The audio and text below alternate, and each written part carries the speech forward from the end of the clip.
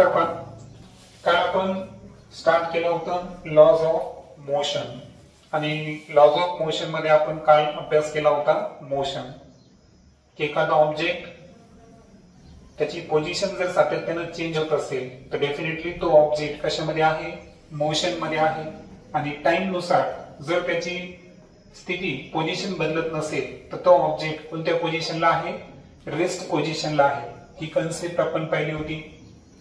आता ज्या अर्थी मी तुम्हाला सांगितलं होतं की लॉज ऑफ मोशन मध्ये आपल्याला काही बेसिक गोष्टी खूप महत्वाच्या आहेत. जसं की काल आपण डिस्टन्स आणि डिस्प्लेसमेंट यामधला फरक पाहिलं ना की डिस्टन्स आणि डिस्प्लेसमेंट यामध्ये आपण फरक काय पाहिला होता बरं की पहा, जे डिस्टन्स आहे या डिस्टन्स बद्दल मी काय सांगितलं होतं की त्यामध्ये एक सोपी व्याख्या तुम्हाला लक्षात ठेवायचं होतं की ती व्याख्या काय आहे, टोटल पाथ. म्हणजे जेवढा काही मार्ग किंवा जेवढं काही अंतर या ठिकाणी कव्हर केलेलं आहे त्या पूर्ण अंतराला काय म्हणायचं आपण, डिस्टन्स म्हणायचं. आणि त्यानंतर जे डिस्प्लेसमेंट आहे हे काय होतं, मिनिमम डिस्टन्स होतं. काय होतं, मिनिमम डिस्टन्स. आणि हे मिनिमम डिस्टन्स कशामधलं आहे, इनिशियल अँड फायनल पॉइंट. काय होतं, इनिशियल अँड फायनल पॉइंट किंवा फायनल पोझिशन. आणि या संदर्भात काल आपण डिटेल मध्ये एक एक्झाम्पल पण पाहिलं होतं. ते एक्झाम्पल मी तुम्हाला जस्ट रिवाइज करून देतो. ठीक आहे, पहा, ए पॉइंट पासून प्रवास सुरू झाला, बी पॉइंट पर्यंत मी तुम्हाला म्हणलो होतो किती मीटर चालला ते, 6 मीटर. त्यानंतर 90 अंशामध्ये तो टर्न झाला. त्यानंतर त्याने किती डिस्टन्स ट्रॅव्हल केलं, 8 मीटर. आणि इथे जेव्हा आपण डिस्टन्स कॅल्क्युलेट केलं होतं तर डिस्टन्स कॅल्क्युलेट करताना टोटल पाथ म्हणून AB आणि BC 6 आणि 8 किती घेतलं होतं आपण, 14 मीटर. लक्षात आलं, A पासून B पर्यंत आणि B पासून C पर्यंत. हे ना टोटल जितका तो चालला त्याची आपण बेरीज केली. पण जेव्हा डिस्प्लेसमेंट घ्यायचं होतं तेव्हा इनिशियल पोझिशन आणि फायनल पोझिशन यामधलं आपल्याला काय घ्यायचं होतं, अंतर. आणि पायथागोरसचा ट्रिपलेट सांगतो 6, 8 असेल तर हे अंतर किती येतं, 10 मीटर होतं. आणि म्हणून जे डिस्प्लेसमेंट असेल ते डिस्प्लेसमेंट किती आलं, 10 मीटर आलं. म्हणजे असं होतं डिस्टन्स आणि डिस्प्लेसमेंट या दोन वेगवेगळ्या राशी आहेत. आता जेव्हा आपण डिस्टन्स काढलं होतं तेव्हा आपण काय केलं बरं, दिशेचा विचार केला का, नाही. परंतु जेव्हा आपल्याला डिस्प्लेसमेंट करायचं होतं तर इनिशियल आणि फायनल पोझिशन फक्त याचा आपण विचार केला होता. त्यानंतर काल आपण ए पासून एक ऑब्जेक्ट बी पर्यंत जात आहे आणि हे डिस्टन्स आहे समजा 100 मीटर. आणि बी पासून तो रिटर्न येत आहे सी पर्यंत आणि हे डिस्टन्स आहे 50 मीटर, 50 मीटर. ओके. आणि सो सी काय झाला, ए बी चा मिड पॉइंट झाला. आता एक लक्षात घ्या की समजा जाताना त्याला वेळ लागला 10 सेकंद आणि रिटर्न जो आला तो सी पर्यंत त्याला टाइम लागला 5 सेकंद. ओके.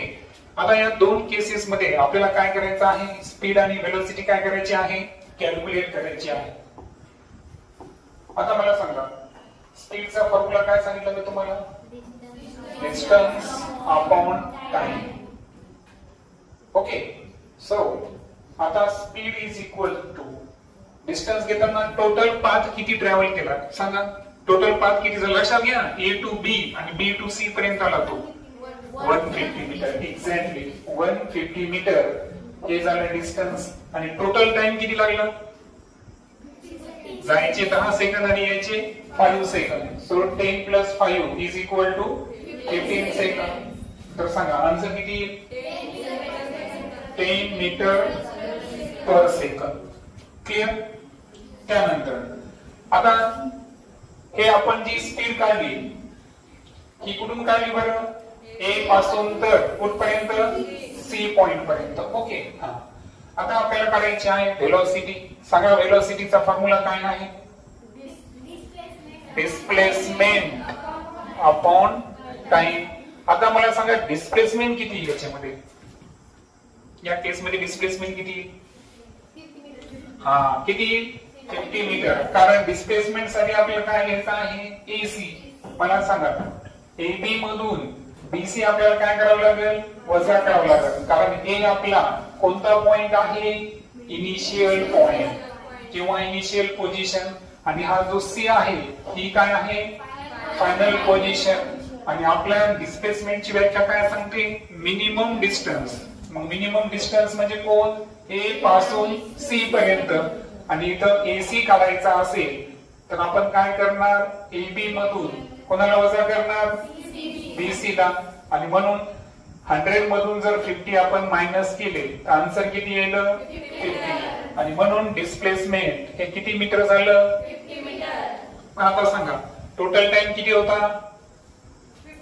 15 सेकंड. टाइम बदलणार आहे का? नाही, टाइम बदलणार नाही, तो असेल 15 सेकंद. ओके, चला आता कॅल्क्युलेशन करू. 15 3 जा 45, 5 आले 0 3 3. ओके, सो या केस मध्ये जी व्हेलॉसिटी आली ती किती आली? 3.33 मीटर पर सेकंड. मात्र जी व्हेलॉसिटी स्पीड आली होती ती कशी आली होती? 10 मीटर पर सेकंड. म्हणजे स्पीड आणि व्हेलॉसिटी याच्यामध्ये काय दिसला तुम्हाला? फरक दिसला. का फरक झाला बरं? कारण त्या ठिकाणी काय बदलली होती? दिशा बदलली होती. काय बदलली होती? दिशा बदलली होती. सो मी तुम्हाला काय म्हणलं होतो की व्हेलॉसिटी चेंज केव्हा होते? एक स्पीड चेंज होत असेल, दुसरं डायरेक्शन चेंज होत असेल, किंवा स्पीड अँड डायरेक्शन दोन्ही चेंज झाले तर या तिन्ही केसेस मध्ये काय चेंज होते? वस्तूची व्हेलॉसिटी चेंज होते. ओके, आता मला सांगा अशी प्रॉब्लेम जर दिली तर काही अडचण आहे का तुम्हाला? येतं ना लक्षात? आता यामध्ये आपण एक केस अजून देऊ शकतो. काल मी तुम्हाला सांगितलं होतं की स्पीड अँड व्हेलॉसिटी सारखी केव्हा असते बरं? जर मोशन कसा असेल? एकाच दिशेत असेल तर. जसं की पहा, आता ए पासून आपण सुरू करू, ए टू बी आणि बी टू किती गेलो? सी. सपोज हे अंतर आहे 250 मीटर, हे आहे 250 मीटर. ओके, आता लक्षात घ्या किंवा एक सरळ सरळ करू आपण वाटल्यास. ठीक आहे, सपोज ए पासून तर बी पर्यंत जे डिस्टन्स होतं ते डिस्टन्स आहे 500 मीटर. वस्तूची इनिशियल पॉइंट काय आहे? ए. दिशा बदलली का? नाही. फायनल पोझिशन काय आहे? बी. आणि सपोज यासाठी लागले या ठिकाणी 25 सेकंद. किती लागले? 25 सेकंद. आता मला सांगा आपल्याला काय करायचं आहे? स्पीड आणि व्हेलॉसिटी. स्पीडचा फॉर्म्युला काय आहे? Distance upon time. डिस्टन्स किती आहे? 500. टाइम 25. किती? 20 मीटर पर सेकंड. ही झाली स्पीड. आता व्हेलॉसिटी काढू. व्हेलॉसिटीचा फॉर्म्युला काय आहे? Displacement upon time. Initial position काय आहे? ए. फायनल पोझिशन बी. दिशा बदलली का? नाही. म्हणून डिस्प्लेसमेंट किती असेल? 500 मीटरच असेल. आणि टाइम तोच असेल. किती असेल? 25 सेकंड. मग सांगा आता 25 दुनी 50 म्हणजे काय झालं बरं इथं? स्पीड आणि व्हेलॉसिटी ही दोन्ही एकमेकांच्या काय आलं? इक्वल आलं. का? कारण मोशनच्या दरम्यान ऑब्जेक्टनं काय बदलले नाही? दिशा बदलली नाही, डायरेक्शन चेंज झालं नाही. आणि दॅट्स वाय या ठिकाणी स्पीड अँड व्हेलॉसिटी कशी आली? सेम आली. परंतु मागच्या केस मध्ये जर पाहिलं आपण तर स्पीड आणि व्हेलॉसिटी हे सारखे आल्या का? नाही. का नाही आल्या? कारण ऑब्जेक्टनं त्याच्या ट्रॅव्हलिंगच्या दरम्यान काय बदलली? दिशा बदलली. कारण अगोदर तो कसा गेला? ए पासून बी पर्यंत गेला, परंतु रिटर्न तो कुठपर्यंत आला होता? सी पर्यंत आला होता. आणि जर ऑब्जेक्टनं डायरेक्शन चेंज केली तर स्पीड आणि व्हेलॉसिटी हे एकसारखे येऊ शकतात का? नाही. ते कधीच एकसारखे येणार नाही. आता अजून एक इंटरेस्टिंग उदाहरण सांगतो मी तुम्हाला. पहा, आता एक ऑब्जेक्ट आहे. तो ऑब्जेक्ट सर्क्युलर फिरत आहे. कसा फिरत आहे? सर्क्युलर. पहा, तो ए पासून स्टार्ट झाला आणि पुन्हा कुठपर्यंत आला? ए पर्यंत झाला. आता समजा वर्तुळाची जी रेडियस आहे ही रेडियस आहे 7 मीटर. किती आहे? 7 मीटर. तर या केस मध्ये तुम्हाला काय करायचं आहे माहितीये का? डिस्टन्स काढायचा आहे, त्यानंतर डिस्प्लेसमेंट काढायचा आहे, त्यानंतर स्पीड काढायची आहे आणि त्यानंतर व्हेलॉसिटी काढायची आहे. या 4 गोष्टी तुम्हाला कॅल्क्युलेट करायच्या आहेत. ओके, आता या गोष्टी तुम्ही कॅल्क्युलेट कसे करणार? लक्षात घ्या, पार्टिकल कुठून सुरू व्हायला? ए पासून. कसा फिरायला? सर्क्युलर. आणि कुठपर्यंत यायला? ए पर्यंतच यायला. तर सर्वात अगोदर डिस्टन्स कसं काढणार आपण? या केस मध्ये डिस्टन्स काय असेल? सर्क्युम्फरन्स. सर्क्युम्फरन्सचा फॉर्म्युला काय आहे? 2 पाय r इज इक्वल टू 2. पायची किंमत 20/7. 7 ला 7 कॅन्सल. इज इक्वल टू किती आलं? म्हणजे पहिली राशी काढली आपण डिस्टन्स. आता मला सांगा या केस मध्ये डिस्प्लेसमेंट किती असेल?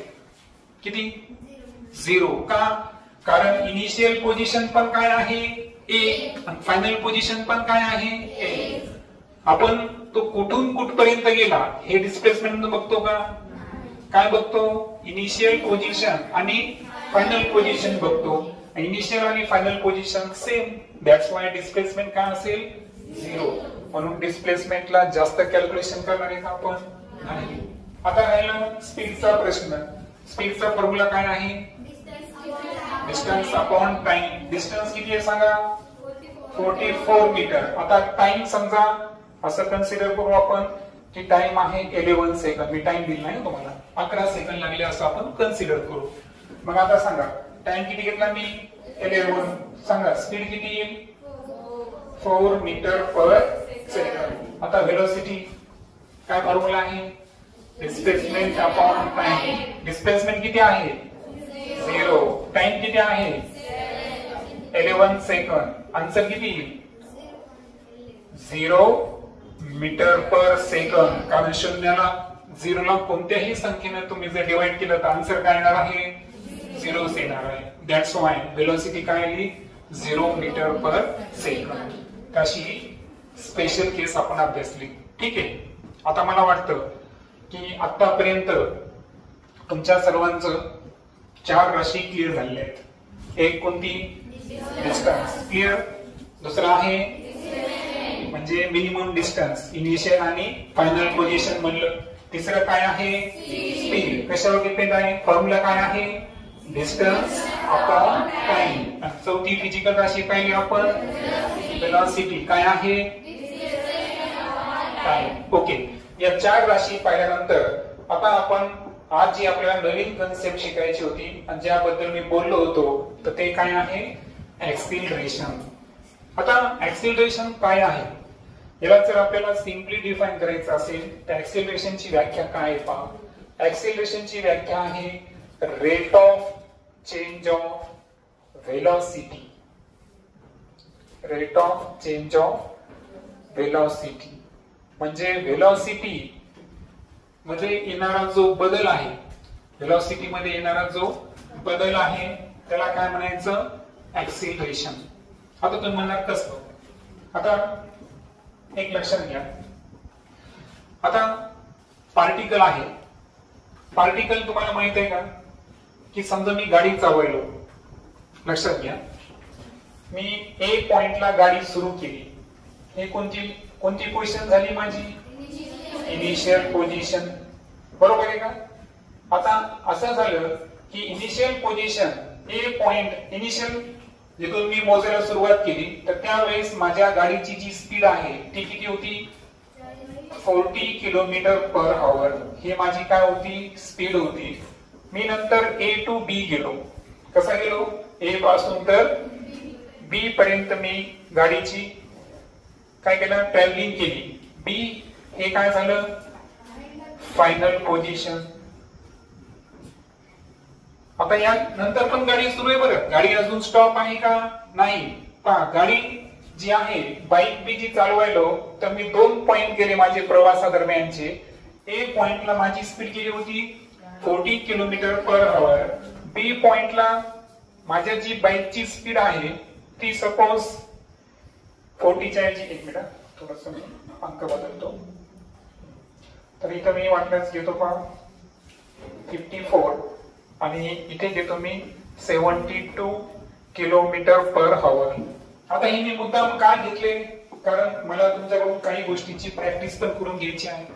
कशी, काल तुम्हाला आठवत असेल की किलोमीटर पर आवर हे एसआय एकक आहे का नाही.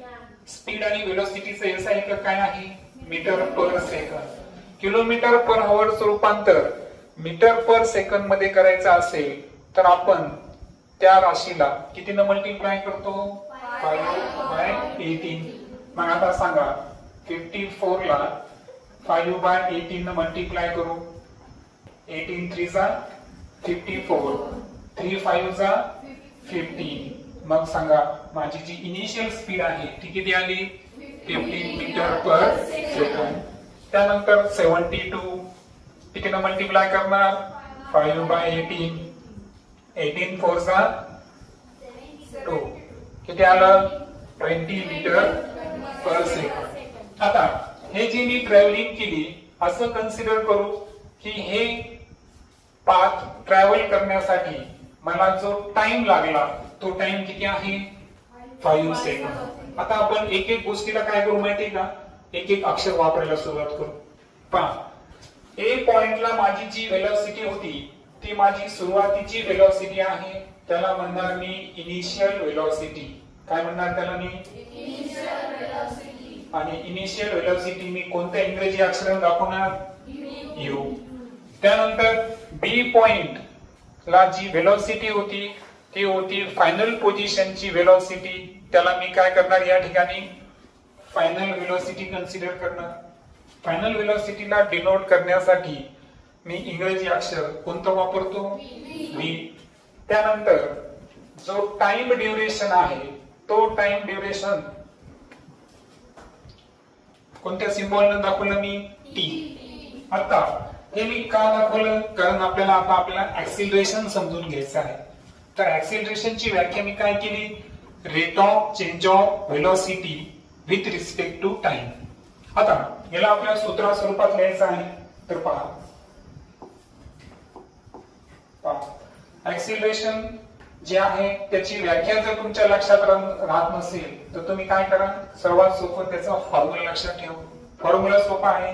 ऍक्सिलरेशनचा फॉर्म्युला आहे change in velocity.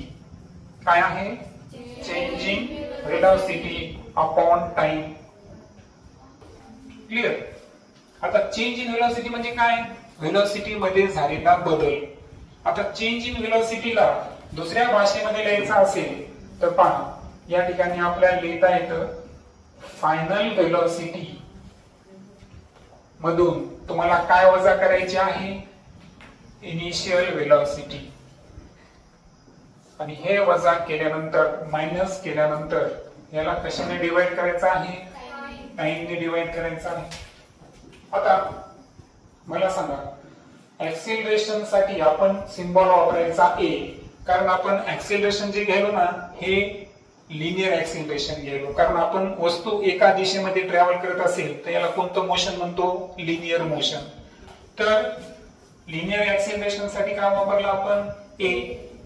Final velocity साठी कोणता सिम्बॉल वापरलं बरं आपण व्ही. सो फायनल व्हेलॉसिटी साठी काय वापरला व्ही. इनिशियल व्हेलॉसिटी साठी काय वापरला यू. आणि त्यानंतर टाइम साठी काय वापरला टी. मग आता मला सांगा इथं मी लिहितो वाटल्यास फॉर्म्युला सॉरी जागा नाही तिथे लिहू शकता. ऍक्सिलरेशन साठी काय वापरलं मी ए. फायनल व्हेलॉसिटी साठी काय वापरला व्ही. त्यानंतर कोणतं चिन्ह आहे मायनस. इनिशियल व्हेलॉसिटी साठी यू आणि टाइम साठी टी. मग ऍक्सिलरेशनचा जो फॉर्म्युला झाला तो काय झाला a is equal to v minus u upon t. यामध्ये ए काय आहे ऍक्सिलरेशन, व्ही काय आहे यू काय आहे आणि टी काय आहे टाइम. आता आपल्याकडे काय माहितीये का इथं किमती दिल्या आहेत, या किमतीवरून आपण आन्सर करण्याचा प्रयत्न करू. सूत्र सांगा. ए बरोबर V minus u upon T. सांगा व्ही ची किंमत किती आहे, किती आली होती 20 मीटर पर सेकंड. इनिशियल वेलोसिटी किती आली होती व्हॅल्यू 50 आणि टाइम किती आहे सांगा 5 सेकंद. 20 मधून 15 गेल्यावर किती राहतील 5 अपॉन 5 डिवाइड करा किती 1. ऍक्सिलरेशनचं जे युनिट आहे ते आहे मीटर पर सेकंड स्क्वेअर. काय आहे पर सेकंड स्क्वेअर. जसं आपण स्पीडचं पाहिलं होतं व्हेलॉसिटीचं एसआय एकक काय होतं मीटर पर सेकंद होतं, बरोबर आहे का. हा तसंच ऍक्सिलरेशनचं एक एकक आहे ते काय आहे पर सेकंड स्क्वेअर. ओके. आता हे एकक कसं तयार झालं असं हे तुम्ही विचार करत असता, ते पण मी सांगून टाकतो तुम्हाला. मला सांगा आता हे झालं final velocity minus initial velocity upon time, ठीक आहे. परंतु ऍक्सिलरेशनला सोप्या भाषेमध्ये तुम्हाला असं पण लिहिता येतं. जर साधी व्याख्या ऍक्सिलरेशनची ती काय आहे वेलोसिटी अपॉन टाइम. सांगा वेलोसिटी कशामध्ये मोजली आपण मीटर पर सेकंद आणि टाइम कशामध्ये मोजला सेकंद मध्ये. मग आता मला सांगा मीटरला मीटर, अंशातला छेद कुठे जातो छेदामध्ये, मग यस गुणिले यस म्हणजे यसचा काय असेल स्क्वेअर. आणि म्हणून जे एसआय युनिट आहे कशाचं ऍक्सिलरेशनचं ते काय आहे मीटर पर सेकंड स्क्वेअर. ओके. तर हे आहे ऍक्सिलरेशन संदर्भात डिटेल इन्फॉर्मेशन. आता ऍक्सिलरेशन काय आहे हे आपण समजून घेतलं. त्यामध्ये rate of change of velocity त्याला आपण काय म्हणलो ऍक्सिलरेशन, किंवा साधं लक्षात ठेवायचं असेल तर व्हेलॉसिटी अपॉन टाइम हे एक सूत्र सांगितलं मी तुम्हाला. त्यानंतर ऍक्सिलरेशनचं एसआय एकक पण सांगितलं ते काय आहे मीटर पर सेकंड स्क्वेअर. आता ऍक्सिलरेशनचे दोन टाइप आहे युनिफॉर्म आणि नॉन युनिफॉर्म. पहिल्या व्याख्या काय आहे velocity change is equal in equal interval of time. म्हणजे काय की व्हेलॉसिटी मध्ये जो बदल यायला हा इक्वल टाइम इंटरवल मध्ये जर इक्वल असेल याचा अर्थ काय सांगतो मी तुम्हाला. पहा एक ऑब्जेक्ट आहे ए पासून बी पर्यंत आणि बी पासून कुठपर्यंत चालला तो सी पर्यंत चालला. तर पहिल्या 5 सेकंदामध्ये आणि नंतरच्या 5 सेकंदामध्ये स्पीड जर पाहिली आपण तर जो व्हेलॉसिटी मधला जो बदल येला चेंज इन व्हेलॉसिटी. तर चेंज इन व्हेलॉसिटी म्हणजे पहा इथं स्पीड आहे 10 मीटर पर सेकंद, इथं आहे 20 मीटर पर सेकंद आणि इथं आहे 30 मीटर पर सेकंद. तर पहा बी आणि ए मधला फरक किती बरं 20 मधून 10 वजा करा किती यायला 10 मीटर पर सेकंड स्क्वेअर. 30 आणि 20 मधला सुद्धा बदल किती आहे 10 मीटर पर सेकंद. म्हणजे याचा अर्थ प्रत्येक 5 सेकंदानंतर जी व्हेलॉसिटी आहे ती किती न वाढेली या ठिकाणी 10 मीटर पर सेकंद न वाढेली. म्हणजे प्रत्येक वेळेस जो व्हेलॉसिटी मध्ये चेंज येईल तो कसा आहे इक्वल आहे. आणि व्हेलॉसिटी मध्ये येणारा चेंज जर इक्वल असेल तर ऍक्सिलरेशन हे कसं असतं युनिफॉर्म असतं. दुसरा आहे नॉन युनिफॉर्म ऍक्सिलरेशन. पहा पुन्हा एकदा 3 पॉइंट घेऊ आपण ए बी आणि सी. इथं पण 5-5 सेकंद घेऊ आपण. इथं स्पीड होती 10, इथं स्पीड आहे 40 आणि इथं स्पीड आहे 50. पहा ए टू बी पहिल्या 5 सेकंदामध्ये जो व्हेलॉसिटी मधला बदल आहे 40 मधून 10 वजा करा किती आला या ठिकाणी 30 मीटर पर सेकंद. आणि दुसऱ्या 5 सेकंदामध्ये 50 ते 40 मधला बदल काढा डिफरन्स किती आला तो 10 मीटर पर सेकंद. मग हा जो व्हेलॉसिटी मध्ये बदल आला हा इक्वल आहे का अनइक्वल आहे अनइक्वल आहे.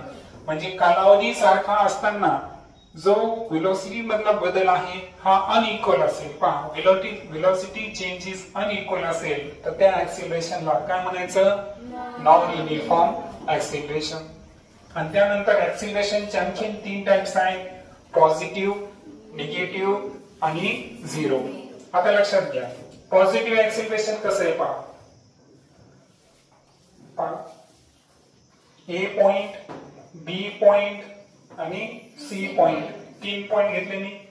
आता ए ला जी स्पीड होती ती आहे 10 मीटर पर सेकंद, बी ला जे आहे 10 मीटर पर सेकंद, सी ला आहे 30 मीटर पर सेकंद. ए पासून सी पर्यंत जाताना सातत्यानं काय झालेली बरं, स्पीड काय होत गेलेली आहे, वाढत गेलेली आहे. मग स्पीड जर वाढत असेल तर त्या ऍक्सिलरेशनला काय म्हणायचं, पॉझिटिव्ह ऍक्सिलरेशन.